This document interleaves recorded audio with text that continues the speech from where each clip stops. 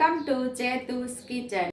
તો આજે આપણે ટેસ્ટી એવું ડુંગળીના ખારિયા બનાવવાના છે। તો ચોમાસાની ઋતુની અંદર આ ડુંગળીના ખારિયા ખાવાની ખૂબ જ મજા આવે છે। રોટલા સાથે કે પછી ખીચડી સાથે ખાવાની ખૂબ મજા આવી જાય તેવા આપણે ડુંગળીના ખારિયા બનાવશું। તો એના માટે આપણે 5 થી 6 ડુંગળી લઈ લીધી છે અને અહીંયા આપણે રેગ્યુલર મસાલાની મસાલાનો ઉપયોગ કરશું અને મીઠું અને તેલ અને થોડી ગળપણ માટે ખાંડ લીધેલી છે અહીંયા। તો આપણે ડુંગળીને સુધારી લેશું।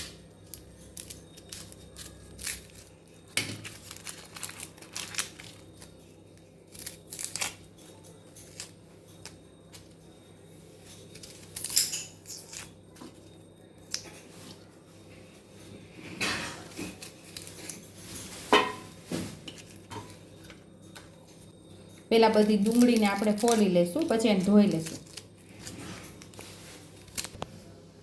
તો અહીં આપણે ડુંગળીને સરસ ધોઈ લીધી છે અને હવે આપણે એને ઝીણી ઝીણી સુધારી લેવાની છે।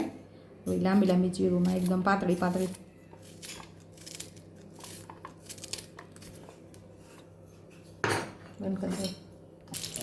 ગેસ ઉપર આપણે કઢાઈ રાખી દીધી છે અને 1 નાના ચમચા જેટલું આપણે તેલ નાખી દીધું છે અને તેલને આપણે સરસ ગરમ થવા દેવું। તો અહીંયા આપણું તેલ ગરમ થઈ ગયું છે, તો નાની ચમચી જેટલું આપણે જીરું ઉમેરશું, 5 ચમચી જેટલી હિંગ ઉમેરશું અને આપણે ડુંગળીને ઉમેરી દેવાની છે।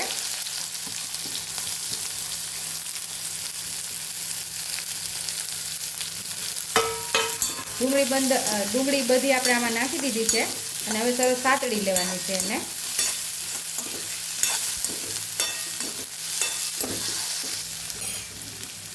તો અહીંયા આપણે સરસ સતળાઈ ગઈ છે, તો અહીંયા હવે આપણે મસાલા કરી દઈશું। 5 ચમચીથી થોડી વધારે હળદર ઉમેરશું, તીખાશ તમારા સ્વાદ મુજબ અડધી ચમચી જેટલી આપણે લાલ મરચું પાવડર ઉમેરશું, અડધી ચમચી જેટલું ધાણું જીરું પાવડર ઉમેરશું, સ્વાદ મુજબ આપણે મીઠું ઉમેરશું। બધું સરસ આપણે મિક્સ કરી અને સાતળી લેવાનું છે પાછું। આ ખારિયાને આપણે બહુ નથી પકાવવાના, એકદમ ગચકા જેવા થઈ જાય એવા નહીં, થોડા એવા ક્રન્ચી રહે એવી રીતે આપણે આ ખારિયાને પકાવવાના છે। સરસ આપણો આ ખારિયા સતળાઈ ગયા છે, તો હવે આપણે આની ઉપર ડીશ રાખીને ઓજે પકાવવાનું છે, જે ઓજ અંદર પડે એવી રીતે આપણે આને પકાવવાનું છે। અહીંયા આપણે 2 મિનિટથી આપણે ખારિયા પાકે છે, હવે ખોલીને આપણે જોઈ લેશું।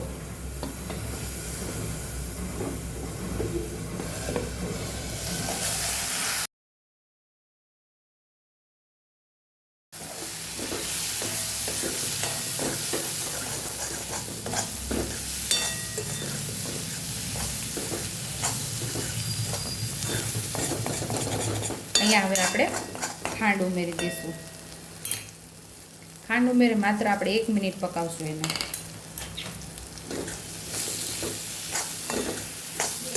પછી ખાંડ ઉમેરી અને ઢાંકીને આપણે થવા દઈશું।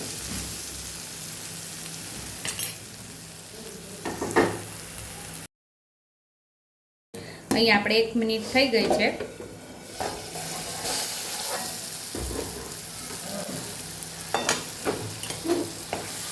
ખાંડ પણ સરસ મિક્સ થઈ ગઈ છે અને આપણા ખારિયા પણ બહુ મસ્ત એવા પાકી ગયા છે।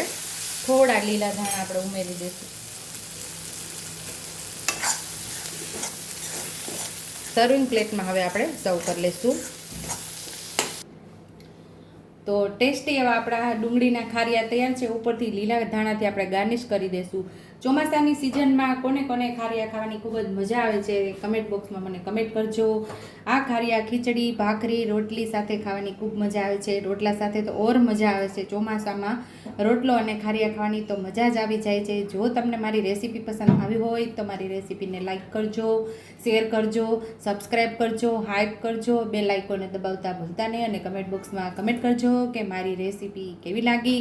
તો આવજો।